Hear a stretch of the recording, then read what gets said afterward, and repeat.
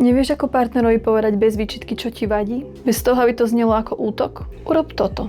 Najprv si napíš tú verziu presne tak, ako ti to ide z hlavy. Napríklad, ty nikdy nič nespravíš, ty im vôbec nikdy nepomôžeš, som unavená, štve ma to. Ale potom tú vetu uprav podľa tejto krátkej formulky. Čo sa naozaj stalo, deje. Opis tej situácie, ktorá ťa štve alebo trápi. A to môže znieť napríklad tak, že keď prídem domov a deti nie sú nachystané spať, alebo keď prídem do kuchyne a nie sú riady v myčke.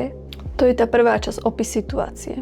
Druhá. Ako sa cítim? Tak som nahnevaná, cítim sa sklamaná, frustrovaná, podráždená, nedôležitá. A potom tá tretia, posledná časť. Čo potrebujem? A to je veľmi dôležité, aby ten muž vedel, čo od neho chceš, čo má robiť, čo pomôže. Potrebujem, aby si mi dal hodinu dopredu vedieť, že sa rušia plány. Potrebujem, aby si dal taniere vždy večer do myčky. Potrebujem, aby boli deti prichystané a išli spať ešte predtým, než prídem domov večer z práce.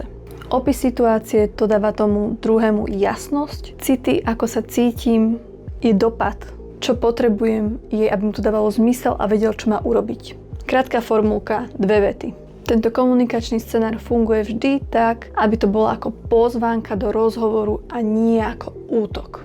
Aby sa partner nezačal brániť a nebola z toho ďalšia hádka. A ak nevieš, či to znie dobre, pýtaj sa toto.